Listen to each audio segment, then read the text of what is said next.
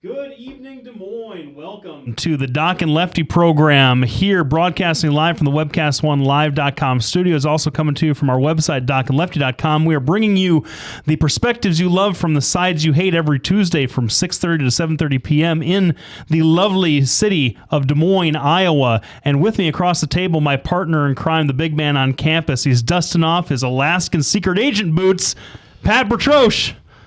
I am a secret agent man. Remember that song? See, that should be one of your repertoire. I know that song. Oh, I absolutely know that song. Do you know what I'm talking about, though? No. The declassified CIA brief where they, back in the 50s, there was a program to train residents of Alaska in covert tactics. No, they just declassified it. Yes. To in case the Russians the Soviets were to attack and invade Alaska, these folks were going to be going into the wilderness and looking for survival huts and rations and stuff and decoding equipment and then go deep undercover and report on the Soviet movement. You know, if you have to explain that to your co-host, maybe that was just a little too obscure. They just announced it yesterday. Well, I keep up on the news. I didn't keep up on that. It wasn't obscure, buddy. You'd check it out. CNN. Hold on, Jen. Jen, did you catch that? No, neither did Maddie. So I blame you. And we had a conversation right before the show started. Just when things start going wrong, the first person you need to blame is the lawyer. So Lefty's catching the blame on tonight. So did you have any shows this weekend? Anything like that? Not this past weekend. I've got 2 this week, and I've got 1 next week. Yeah, where at? We could probably do this at the end. I know that you got a lot of stuff you want to get to. How was your Labor Day? Oh, my Labor Day was great. Did you enjoy that socialist holiday? You're welcome. I did. I enjoyed my socialist holiday, and we'll have to go through the myths of what things actually are. I mean, sometimes Labor Day doesn't appear to be Labor Day or Memorial Day. There's a lot of different things that have changed. Anyway, I just want people to know I was doing some landscaping this weekend.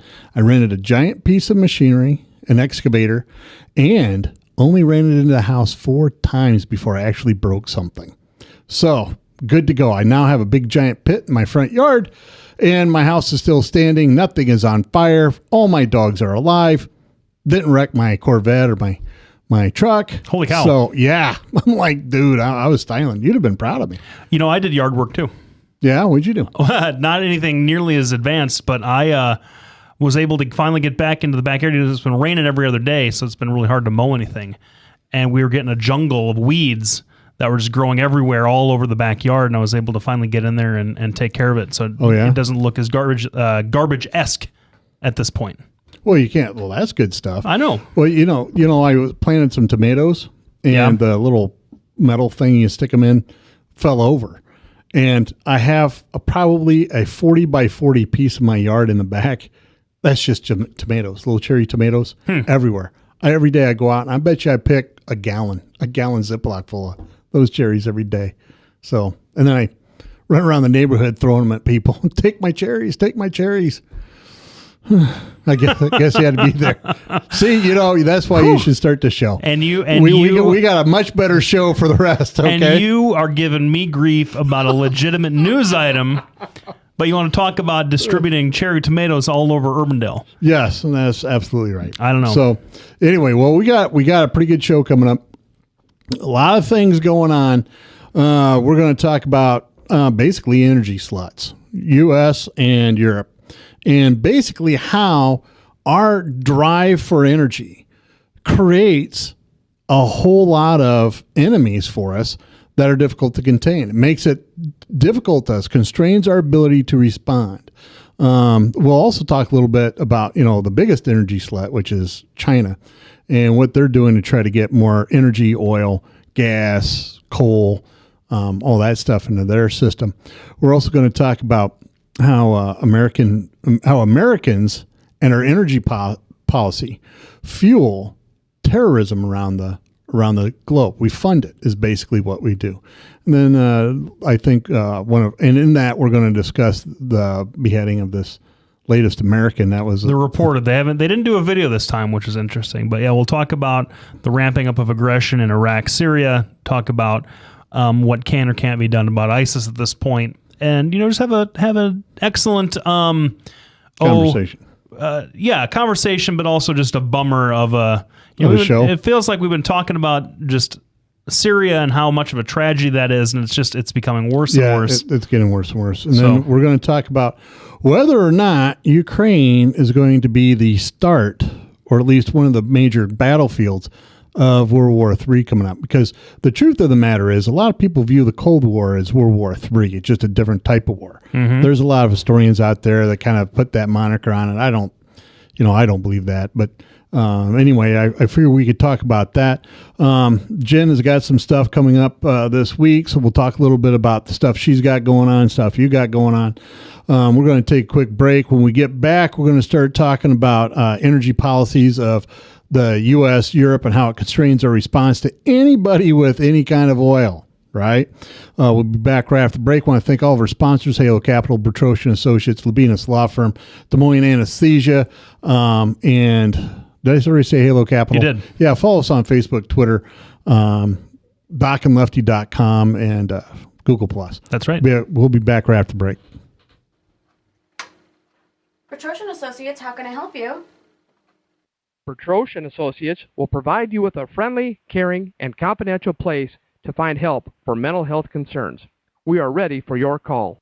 Our doctor, Dr. J. Patrick Bertroche, provides a full range of psychiatric services for children, adolescents, and adults in a forthright and informative manner while maintaining a casual, comfortable, and relaxed atmosphere. Whether you're 10, 25, 50, 80 years old and beyond, everyone needs to live within their means. I'm Tom Coates with Consumer Credit of America. For almost a quarter of a century, we've helped people of all ages learn to manage their personal finances to benefit them far into the future. When problems arise, we've got the experience you need to make those debt problems go away. Got financial problems? Call Consumer Credit of America. From the RE/MAX Real Estate Concept Studios, this is Webcast One Live. Hey, good. Welcome back, everybody. Thanks for sticking around through the first segment. You know, if you listen to the show week to week and month to month, you know, the Doc and I try to, do a little bit of a mental throat clearing and kind of run the topics down that we're going to do and talk about the past weekend and stuff, just to kind of get us ready for the topics that we're going to delve into for the subsequent segments of the show. And that is more important today generally than any other period, because we're going to be talking about energy. We're going to be talking about globalization of the energy market. We're going to be talking about how that particular market affects not just American foreign policy, but also British foreign policy, German foreign policy, really the wider Western world, especially, and its effects on developing countries, particularly North Sudan, South Sudan, Nigeria, and in Doc's broader intro, why that makes it seems like enemies around every corner for the United States. And so, Doc, I guess my first question to you, as a person who follows this stuff, who makes it sort of a labor of love, or maybe a labor of civic duty to follow this stuff and study it. I guess the first question I'm going to kick your way is, how has or give us a little background, I guess I should say. Give us a little background into America's role in the global energy issue, and how we weren't always the historical big fish in the pond. No. I mean, it really all started back when, when we first started developing cars. I mean, the big thing was whale oil. People that had a navy, the Danish, the Norwegians, Spain, France, England. Those were the people that had giant navies. They controlled the energy markets, right? They were the OPEC of their day. That has gradually subsided away to oil. And the reason that people wanted oil is they originally wanted gas. Usually you get natural gas and oil together. And so they would burn oil in order to get rid of it so they could take the natural gas. Now we do just the opposite. I'm not quite sure why we can't take them both out of the ground. I try to look it up with some technical schematic, and I'm not a driller, so I don't know why, really, honestly. But they really don't do that. What happened is we had the advent of vehicles, tanks, which required a lot of stuff, and some tanks ran on soybean oil, some tanks ran on corn oil, some tanks ran on diesel and regular gas. And that's really the person who really got us hooked onto oil was Henry Ford, because oil was so plentiful and so cheap, and it was really a byproduct. It was a throwaway product. So he went out, and like he does, went out and created a market for this waste product in his cars. And as we grew and expanded, Germany started looking around. They started coming from the ashes. They started looking at the Middle East and what they needed to do to control the oil there. At the time, it was France and Britain that had the majority of the control over the oil fields there. It was Saudi Arabia, Libya, and all the oil fields across the Middle East. And World War II happened, and that's why we had a major fight across North Africa, because Germany had to hold those oil fields. Otherwise, they simply wouldn't. They would have problems getting enough oil to supply their war machine. Everybody, they lost the war. Then they started to rebuild, and of course, the only power that was left that was unaffected by war on their land was the U.S. And we started expanding. We had tremendous bloom of prosperity. We'd put price freeze controls and purchasing controls in place, so people had all this disposable income. And as soon as those price controls were lifted, we started spending money. That's when you get the cars, all these giant consumer products, and we just kind of kept feeding on ourselves. So we had this giant glut of oil needs that were easily met from the Middle East. And as everybody knows, over a period of time, France and Britain slowly gave up their colonies in Africa, and particularly their oil-producing colonies. And what happened is then these countries started getting more wealthy and started thinking, we're tired of being under the heel of all these foreign Western powers. Then the OPEC oil crisis hit, and then the rest of it, I think everybody knows. It's just been one thing after another. And the problem is as we continue to buy and consume oil, because oil just isn't for cars, it's for everything. I mean, I'm looking around in the studio. I have a plastic cup, plastic keyboard, plastic phone, plastic glasses. It all comes from oil, right? I have a rayon, this is not a rayon shirt, but I have rayon stitching in it. That's straight from oil. So our oil demands are tremendous, not just for energy. And so therefore, since most of our energy comes from OPEC nations and about 30% of our energy comes from the Middle East, we're forced to deal with them. We give them a lot of money in our oil purchases and other gas purchases. Europe, it's exactly the same thing, except it's Russia. Russia holds these vast oil fields in the frozen tundra, and they pump it like it's crazy. Their former satellites, Kazakhstan, Uzbekistan, and Lithuania, Poland, Slovenia, all those guys. Yes, all those guys. But they generally have oil, but not like they do over in the Stan area. I mean, the Stan area is sure, I see what you're saying. Yeah, just filled with it. And so they have to pipe all this energy to Europe. And for them, it's much cheaper than getting it from North Africa, because for whatever reason, the geology of the pipes going over the Mediterranean isn't conducive for piping. So anyway, it's cheaper to build a pipe. They get it really cheap from Russia, which leads us to our current conundrum. We like our lights on. We like our plastic gizmos. We like to be able to drive cars that are fun, and we don't do a lot to conserve our energy.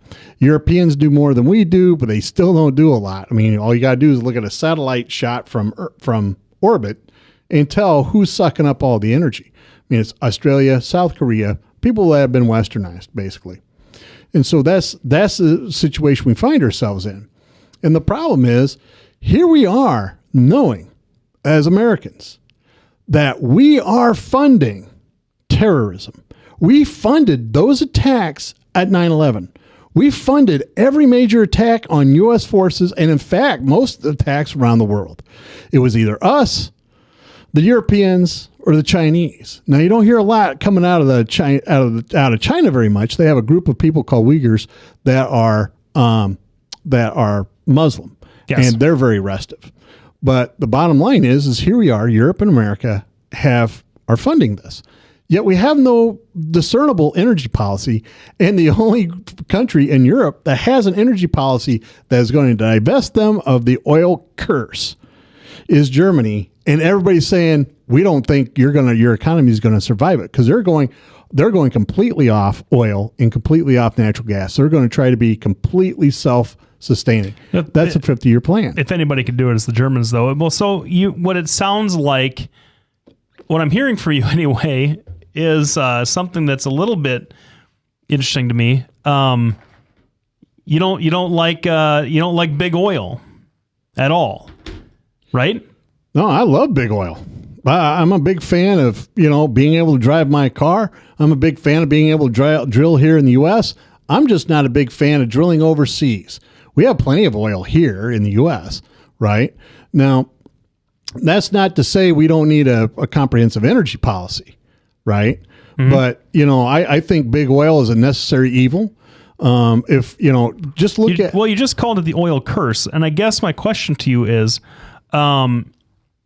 what energy policy are you advocating? Are you advocating for something right now? Because what people have been trying to do to divest us from oil and from not necessarily natural gas, because right now in this country, natural gas is the new big thing. Yeah. It's the new fossil. It kind of comes and goes depending on the price of oil. That's right. And it's been cheaper than oil for a long, long time. There's more of it, and it's a little bit easier for us to get out of the ground, respectively. We're not drilling out of the Gulf of Mexico to get it, although we are destabilizing Oklahoma with different fracking projects and stuff. At least that's what the people that are anti-natural gas and anti-rock fracturing have to say about it.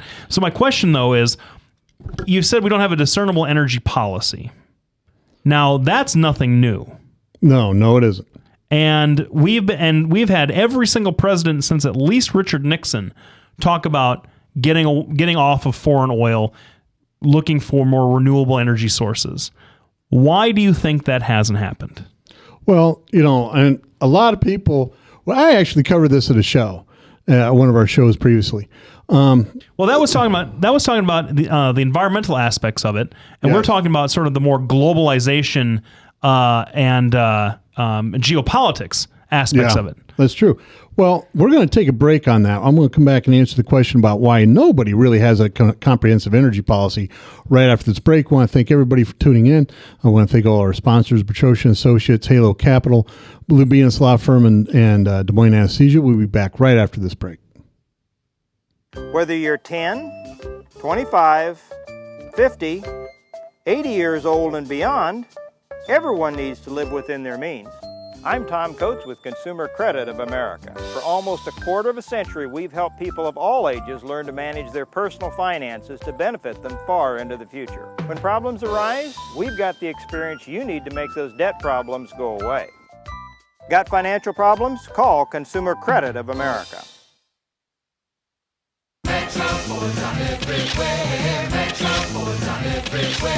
See them here, see them there. You got bad credit?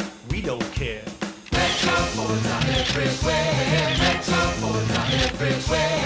Visit emetroford.com for your guaranteed credit approval. Good credit, bad credit, no credit. Everybody drives with guaranteed credit approval at emetroford.com. Visit emetroford.com today. From the RE/MAX Real Estate Concept Studios, this is Webcast One Live. Hey, welcome back, everybody. Thanks for being with us this evening. We're talking about geopolitical issues with respect to global energy, the global energy economy, and the global energy market. We talked a little bit of the background, talked a little bit about the history. The question I posed to Doc was, why? What's the solution? We know what the problems are. We know that there are solutions out there, and yet no one we have this political paralysis, it feels like. Yeah, well, keep in mind. People always think I'm a conspiracy theorist, and when it's true, it's not a theory anymore. It's just conspiracy. And if you look at the Tucker car with all of its advancements, everybody shuts it down. The truth of the matter is, oil is about as cheap of an energy source as you're going to get at this time. Keep in mind, we have spent well over 100 years perfecting it. We have 100 years of research and development from companies and governments all over the world making it cheap. We have all kinds of things we can use for it. To be able to replace the amount of energy that is currently in a gallon of oil, you're going to have to spend some serious money to try to figure out other things. The closest thing we have as far as being able to be renewable with the same amount of energy efficiency is cellulosic technology. And that's where you take grass or whatever it is, as long as it has cellulose, and breaking that down. But to get it so that we can produce mass quantities of it so that we can fuel our cars, our homes, do the plastics thing, the whole 9 yards, is going to require a great deal of effort. And quite frankly, oil is the cheapest commodity out there. And if you take a group of people and spend $5 on widget A or $1 on widget A, or on widget B, but they do the same thing, they're going to go with widget B every time. And that's just what we know, So, you can't destabilize your economy. You can't suddenly have things rocket up, because there's a lot of reasons why our economy isn't back booming like it could be. One of them is high gas prices. If you double or triple your gas prices, you've doubled or tripled your transport costs and your production costs and everything else. I mean, that's just how important oil is. Well, we've now had high gas prices for over 10 years. Well, yeah, but solidly. And for the last 6, they've been up hovering around 4, And so, I mean, nationwide, if you look around here, I mean, we're going, hey, I'm going down the road going, hey, diesel's $3.62. I had to stop, whereas, when Bush left office, it was down around $1.90. So, whatever difference that is, that's a lot of money. And so what you have is Americans trading our convenience for terrorism is basically what you have going on. The Europeans are the same way. That's why they're all getting together going, well, we're not sure what we're going to do about Russia, because we really make them mad. They're not going to do anything. They're going to cut us off. Our economy is going to collapse, and then we're really going to be in it. And that's one of the key things about selling your soul to a person that's willing to utilize his power against you, is you get a situation like you have in Ukraine where you cannot go directly up against Russia because you have too much at stake. You can put sanctions out, and the bottom line is none of this is affecting Putin at all. None of them. I mean, people in Russia go, yeah, Ukraine was part of us before. It should be a part of us again. They don't think we ought to be going to war, but it doesn't affect Putin personally one way or another. None of these sanctions do. And the bottom line is if you really get mad at him and you really start to put the hurt on him, he simply cuts you off. That's what he's done before. He's shown a willingness to do it. And so the Europeans are going to be very careful. And of course, America doesn't have a stake in this. Well, everybody says that he would never do it, and to wider Europe, because it would kill his economy.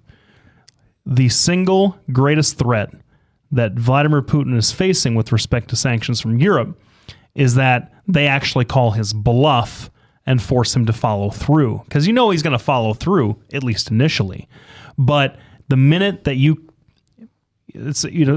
can cut off all the supply that you want, but he can't sell enough to China or to India or to whoever else happens to be to make up for voluntarily cutting his left arm off in Europe. Yeah, and that's absolutely true. And then so he's not going to do it.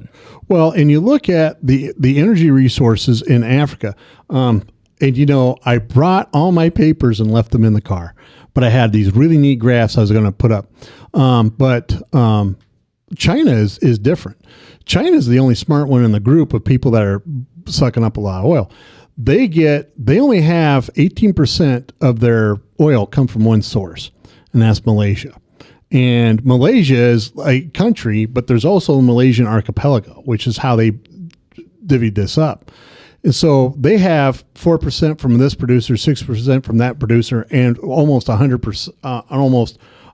contributors overall to their thing. You look at Europe, 70% of all their energy, all of it, comes from Russia. And you're like, so if Germany is now controlling Europe, then who's controlling Germany? And that's very clearly Russia. And you look at us, 60% of our oil comes from OPEC countries, and half of that comes from Middle Eastern countries. So you have us doing all these things with the added bonus of all the oil that's coming out of Chad, Mali, a lot of the former French colonies aren't going to Europe and aren't coming here to the U.S. Nope. They're going to China is where they're going. And the more that's fueled, I mean, the Uyghurs in China are getting their arms and armament from people in Pakistan, right? And they're getting their arms and armament from people in Afghanistan. And they're getting, and it's just this big giant, it's the new Silk Road of weapons all the way across the Middle East, straight into China. And they're exporting back out heroin and everything else because China is a giant heroin producer as well. I mean, not as big as Afghanistan, obviously, but they produce a lot of stuff, a lot of illegal drugs. And so why are we doing business with these people? Well, who else are you going to do business with? I mean, we have an energy policy here that doesn't help anybody. We have a big fight over the Keystone Pipeline, and I can see both sides of the issue here because none of that oil is coming to America. We're piping it off someplace else. We're helping the Canadians. But there's all kinds of oil that could be drilled everywhere. If you go, and there's all kinds of stuff to do with fracking, and no matter which side of the aisle you stand on, fracking provides energy. And the more you do things domestically, the more you make people locally wealthy. The more you make people locally wealthy, the less money you're sending overseas. And that's really how it breaks down. And, so what do you think? Once again, and this is what we're talking about when we're talking about the global issue here, is that you can produce all of the domestic oil you want. You can produce all the domestic natural gas that you want. Those markets are no longer domestic markets. They're international markets. You increase production of oil, all that's really going to do, it would be a drop and maybe a tiny blip in the world price for oil, because the countries that have the most of it can manipulate the price on their end and keep it artificially high, or pack it all up into their tankers, leave them out in the middle of the ocean for a year, bring them back in when the futures skyrocket. So basically, or for the next sales year. So basically, from an economic standpoint, the domestic increase of production of oil and natural gas in this country does not make sense for us for a short, medium, or even long-term energy policy. It really doesn't.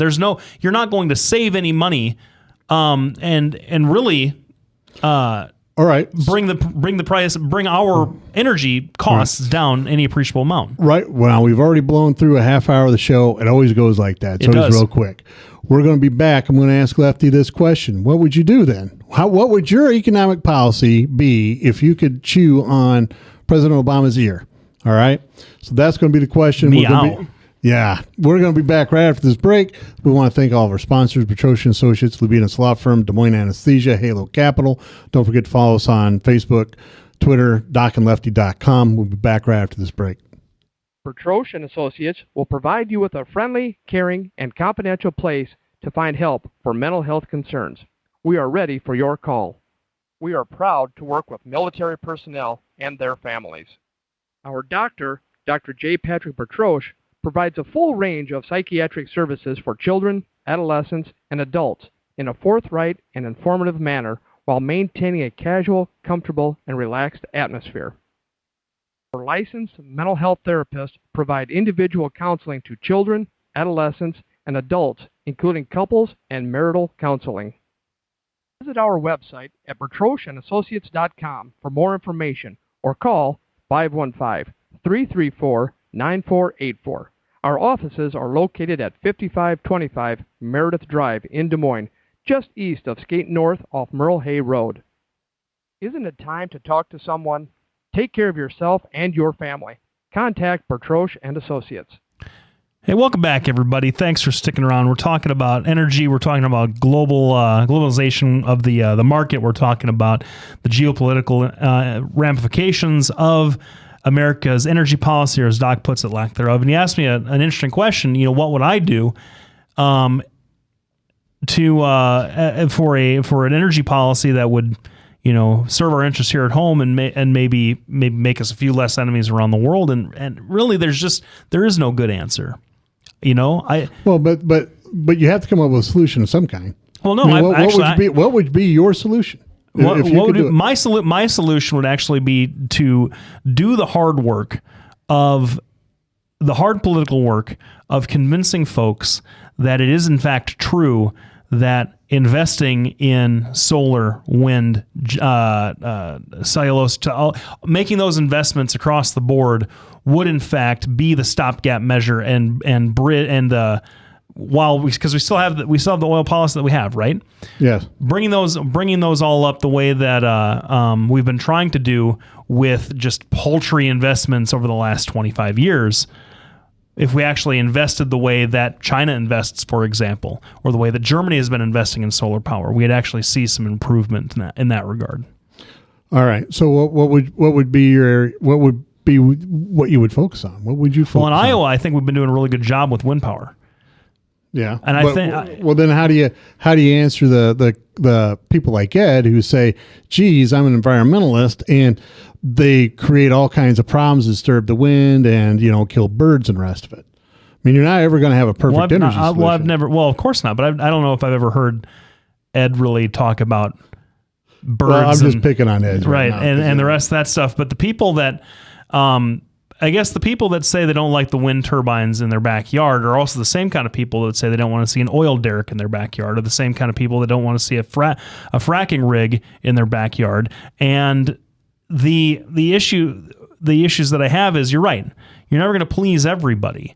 But I think that we both can agree that producing renewable energy sources here at home, where the jobs stay at home because the equipment's here at home, is a lot better solution than continuing to import oil from countries that hate us. Well, and I agree 100%. And one of the things that I keep fighting, this happens on both sides of the aisle, it doesn't matter who you're talking to about energy policy.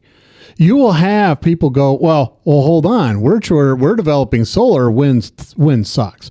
Or, hey, listen, we're developing some other technology, and oil sucks. And if you talk to oilmen, hey, listen, all this other stuff is our 3-year-old boys trying to play in a man's game. They suck. The bottom line is, it doesn't matter if you're on the left or if you're on the right, everybody's beholden to energy at some point. The bottom line is what we need to do is return this back to the free market and say, listen, we're going to get rid of subsidies for everybody. And we're going to create an infrastructure that's going to encourage everybody to compete, not just picking winners and losers, because this is a refrain you hear a lot on the right. The bottom line is look at all the subsidies that oil companies get. Look at all the subsidies solar gets. I mean, not as many, but still $500 million down the tube for one company, right? That's the kind of stuff that needs to go away. Look at the infrastructure we've built for oil. We have pipelines, right? We've built those. We've spent 100 years perfecting this. We need to get an energy policy that's going to be reasonable and safe. Like in Urbandale, I've said this story before. I can't put solar panels on my roof. I can't. It's against the local code. That's ridiculous. I should be able to put out a little fan out front or a windmill. Get all kinds of energy. Plus, when we get this energy, we need to have a grid that can share it all, not just electricity, but, everything else. Because when you're talking an electric car, simply because the pollution occurs at the plant instead of in your car, doesn't mean there's less pollution. It just means it's the same pollution. It's just an electric car. Right. And, we have to have an energy policy. We have to have somebody brave enough to stand up and go, hey, listen, because we're funding the very people that are beheading our citizens overseas. This is what's going on. And, as you know, there's not a lot you can do about it. I mean, what are you going to do? Suddenly stop driving cars? So we have to have an energy policy in place that gets us off the oil curse, because it's like heroin. You need it, not really, but you can't do without it, not really, right? it's one of those things where you really have to make a decision. So it's this ISIS, this entire ISIS thing, we can blame Obama, we can blame Bush. The bottom line is every American that's put a gallon of gas in their vehicle, that's where that money is wound up. Somehow that's where it's wound up. Same people in Europe. Would you agree with that? But not all of it. I mean, ISIS was I was reading about kind of the last 3 years in Syria, and ISIS was allowed to sort of take care of all of the other factions and become the strongest player in the game. And Assad let it happen, and they got strong enough to take over the oil, some oil derricks in Iraq and in Syria, and that's where all their money has been coming from. I mean, these are folks that are selling to themselves essentially. ISIS is not on the global oil exchange. ISIS is selling to black market folks who are smuggling this oil around the world and selling it. But if you look at Saudi Arabia, I mean, this has been beaten to death. I mean, most of the hijackers come from Saudi Arabia. Most of Al Qaeda comes from Saudi Arabia. Bin Laden, that's how he made his money, is through oil money, right? He did different projects for infrastructure, but he basically got paid by oil money. We need to get off of that. And until we have people that get up there and go, listen, we're not going to do this anymore. It isn't going to get any better. Well, it's not. It's also not going to make it so that they stop hating us. Well, that's absolutely true. Well, because when you start making your decisions based upon your need for heroin, you're going to make a lot of enemies out there. That's what oil is for us, is our own heroin. You make a lot of bad decisions, right, and support the wrong people. Well, I mean, we supported people to keep the inmates from taking over the asylum for years and years and years and years. That's a bipartisan thing. And now, when those chickens have finally come home to roost, we're starting now, rather than address the issue as it stood, foreign policy as driven by energy policy, the way that you've said. We're playing political blame games, not being able to get anywhere on anything. And so I guess at the end of the day, as it relates to this country's energy policy and the larger global market they're in, we don't have any effective partner at all anywhere, because every country's energy needs are different. Every country's political process with respect to its energy needs is different and peculiar to that country. Absolutely. And so you're never going to see, like, can you imagine how powerful a Canadian, United States, Mexican block of oil purchasing power that would be in and of itself? Oh, yeah. You still have free trade between the three, because that's that's how it's been since the 90s, but how powerful a block that would be if we presented a unified unified plan. But that can't ever happen.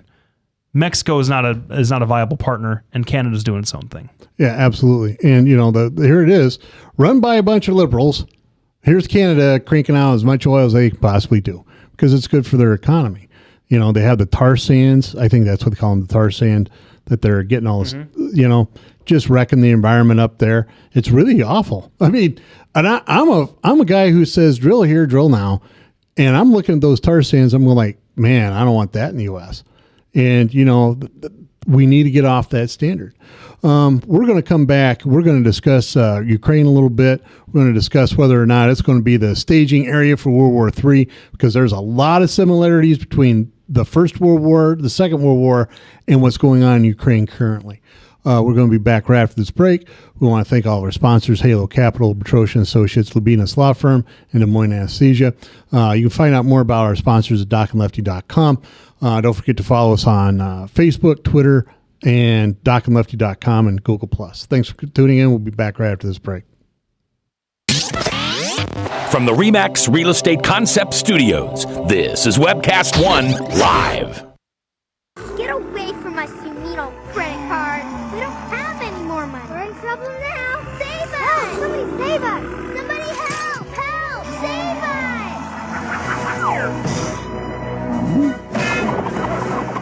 Hi, I'm Tom Coates from Consumer Credit of Des Moines. If your credit card's a little too animated, give us a call. Hooray! You're a hero! If Tom Coates from Consumer Credit of America was your personal webmaster, Tom would filter out all bad debt emails. If Tom was your mailman, you'd never get any debt reduction junk mail. If Tom Coates was a lineman, he'd block any phone calls offering to reduce your credit card debt. Hi, I'm Tom Coates with Consumer Credit of America, and we're still your best choice for credit counseling. We're local, we're accountable, and we can do more. You make the call when the time's right for you. When it comes to competition, there really is none for Consumer Credit of America. Hey, welcome back, everybody. Thanks for sticking around. You know, we're going to move on to our next topic because we touched on it briefly, the Russian-Ukrainian thing. And you know what? I want to talk about this in the context of, to pick your brain a little bit with the whole intractable Iraq-Syria problem, okay?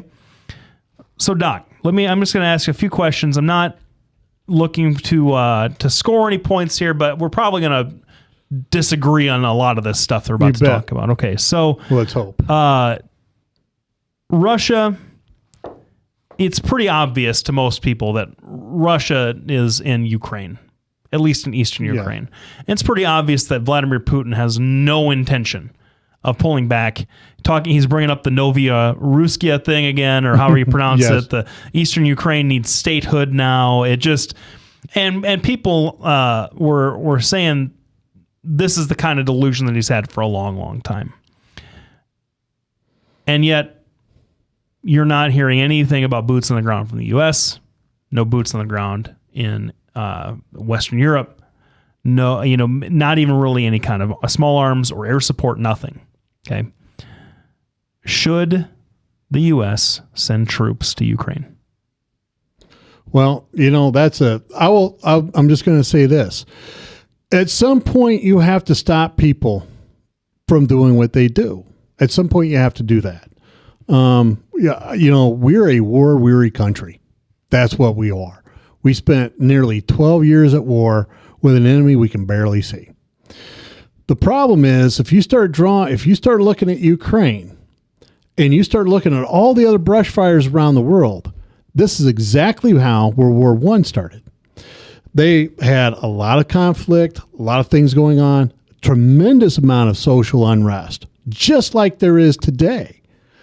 And they had a bunch of little brush fires.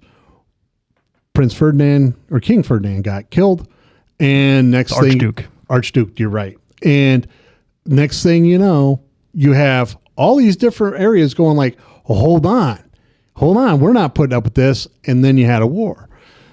World War II, a lot of little brush fires here and there. You had a guy bent on land conquest who did it, who was basically the role model for how Putin's doing it now, right? Claiming, we're going to annex places to protect our citizens.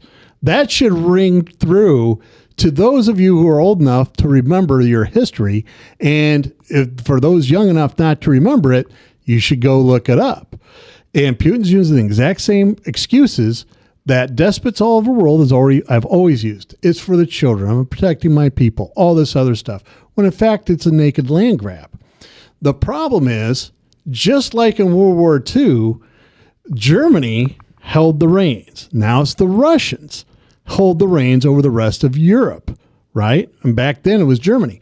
Nobody wanted to escalate things. Nobody wanted to get it ugly. Nobody wanted to do the things that were necessary. And by the time that they realized what they were dealing with, Peace in Our Time by Neville Chamberlain didn't work, held up a piece of paper, because they back then they did their own kind of sanctioning. Sanctions didn't work back then. They're not going to be all that effective this time. I mean, you have to have somebody who's desperate, and the Russians are never going to be desperate. They're not ever going to be desperate enough. So at some point, you're going to have to, if Putin keeps doing this, well, it's not me, it's my people that are off on their holiday. I mean, that's the excuse he's using. And at some point, you have to stop this aggression. He's been doing it gradually to everybody. So should the U.S. send troops to Ukraine? Well, the bottom line is that we need to send some kind of help in some kind of way. This isn't our fight. We're not involved in it. The problem is if Ukraine goes, that will destabilize Europe, period. Because you have major seaports that smaller countries such as Belarus, Moldova, Romania, you have the Lithuanian countries. They pipe a lot of their goods straight down to the port of Odessa and out. That's going to be taken away from them. You're going to have a tremendous disruption in trade in Europe. And the Europeans don't quite realize that. You can't shut off major ports without some kind of ramification. The port of Sevastopol, it hasn't been doing a lot of business lately. It's killing the Belarusians, right? And Belarus is there's a little country just north of Ukraine that's strictly pro-Russian. But they're protesting to Putin going, we can't ship anything. And having Ukraine in the midst of this kind of crisis doesn't help the rest of Europe. It doesn't help Kazakhstan. It doesn't help Chechnya or Georgia because they all use those things. Should the U.S. send more troops to Iraq? You know, I'm going to tell you this. I have two minds with that. I deal with these people coming back from Iraq. I don't want them going back over there. The other thing is if we do go again, we need to do it the way we should have done it in the first place. And that is go in there, prepare to make people, have it be a puppet government like we did with the South Koreans and the Germans, and say, this is how you operate as a free society, and back off. Because what's happened is exactly what's happened in Ukraine and in Russia, in Iraq, and and that is you have a bunch of oligarchs that sucked up all the. Because here's the problem as I see it. I was listening to Dianne Feinstein. Oh no! Over the weekend, talk about going after ISIS. She sounded like John McCain. She sounded like Lindsey Graham. Yeah, we got to go do it. We got to fight them over there, so we don't have to fight them here. It's a serious threat to our national security. She actually used the term coalition of the willing with respect to attacking ISIS in Iraq. Now, if we are talking about early 20th century, late 19th century justifications for armed conflict, then I would grant you 100% that the murdering of a U.S. citizen right in front of us when we can't do anything about it is a much better justification than the original one that we went into Iraq in 2003. But that's just a dig. Oh my God. Anyway, yes, no, every time. But I blame Bush. But say still, something. Here's the problem. It's the same thing. Yeah. It's the same thing. We would be going back into Iraq with the idea that, I guess I'll give you the new line from 2004, 2005, going to fight terrorism and liberate the people and overthrow this despotic regime that's popped up, the Islamic State.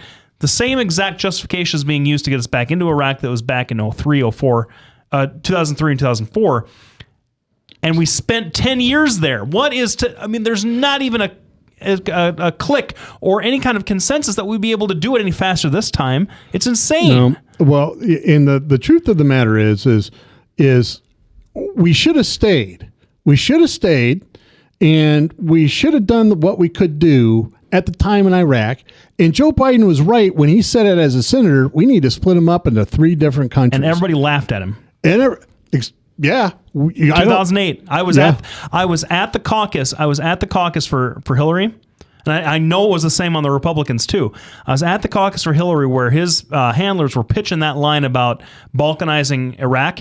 And everybody, we can't do a Marshall Plan in Iraq. We can't do any of that kind of stuff in Iraq. It's just not, it has to all be a unity government. Everybody has to get along because Saddam kept them separate for too long. Well, I will tell you, I think we had a show way back in our original show where I think you and I agreed it has to be split up in 3 ways.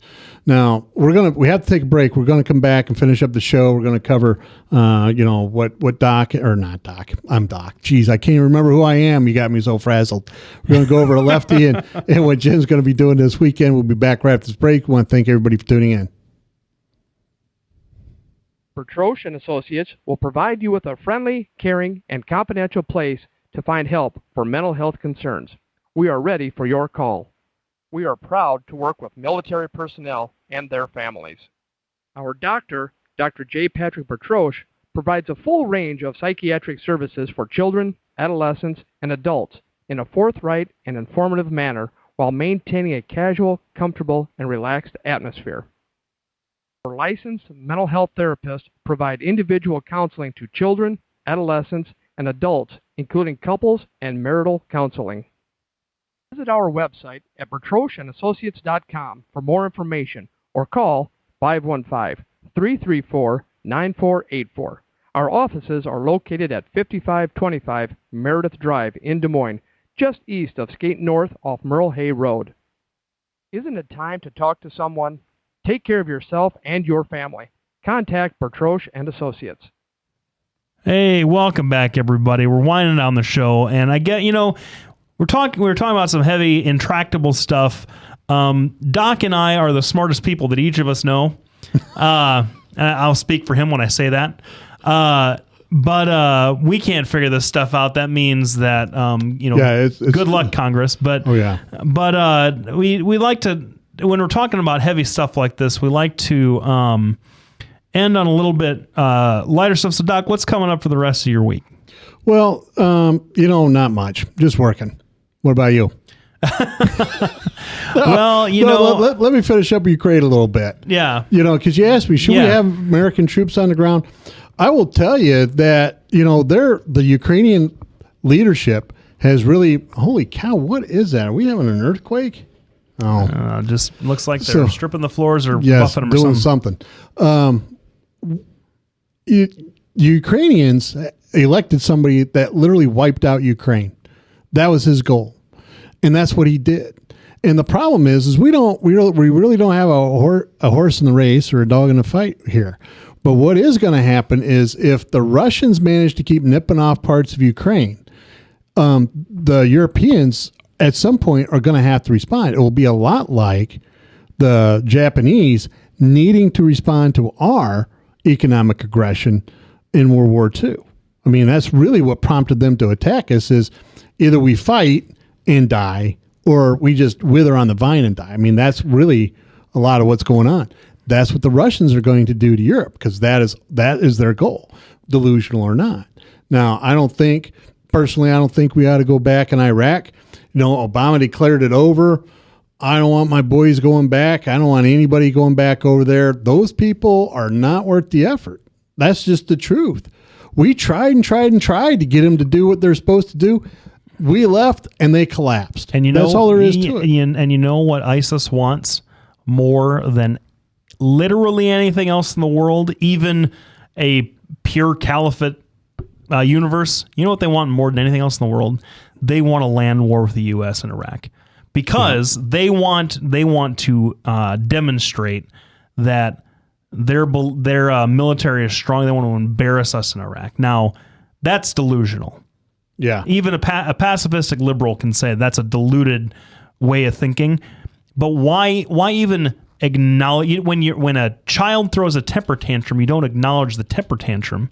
You redirect the child. And airstrikes, as much as I think that's kind of a tough situation too, are having some limited success. So anyway, so what are you doing this week? Well, what do you got planned?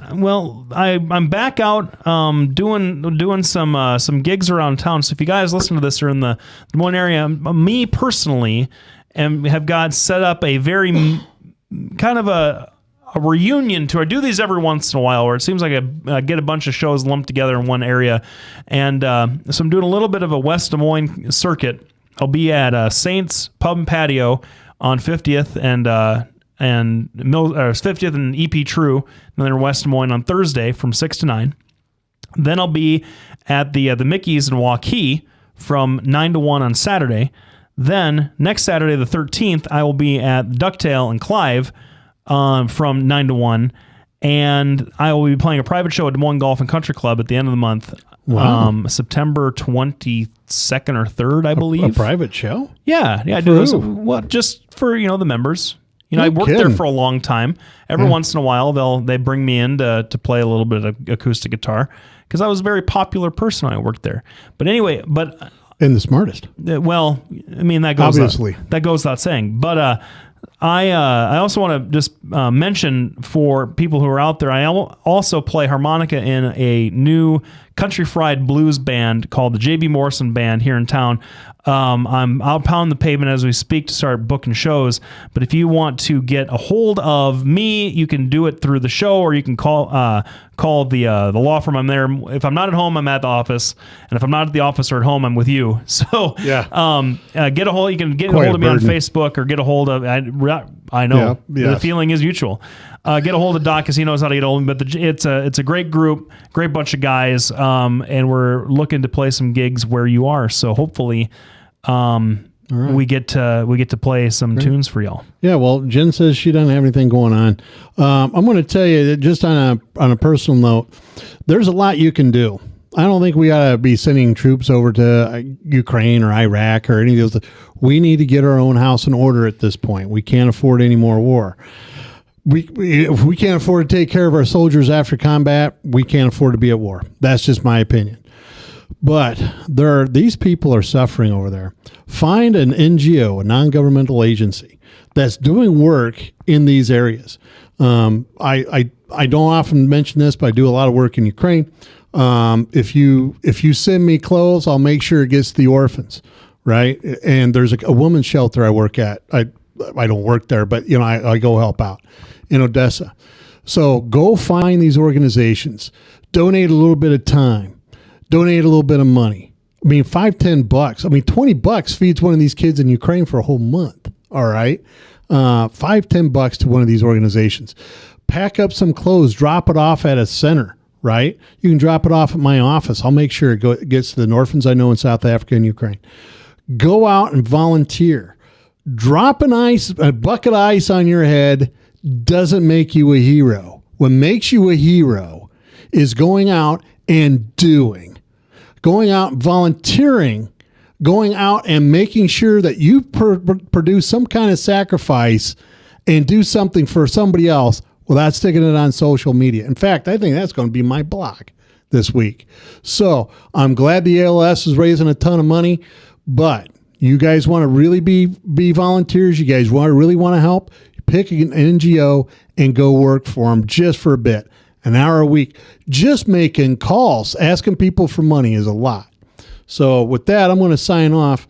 Be grateful for the things you have and that we live in the U.S. and don't have Russia banging on our door. At least until the Alaskans see the Soviet flag flying again. Well, and that's what Sarah Palin was fighting against. I'm just letting you know. Sure. We want to thank all of our sponsors. Even Sarah Palin doesn't know what she was fighting against. Bertroshan Associates, Lubitas Law Firm, Halo Capital, Des Moines Anesthesia. Visit docandlefty.com a lot. Catch up with us. Our last week's show, we had a little bit of a problem with, I don't know what the problem was, but we don't have it up. We'll have it up pretty soon. Thank you to our wonderful producer. Yes, Maddie, who is awesome. And to our social media guru, Jen, who, occasionally does good work. Oh, she's not even there. I couldn't even give her crap. Tough. All right. See you next week. Later.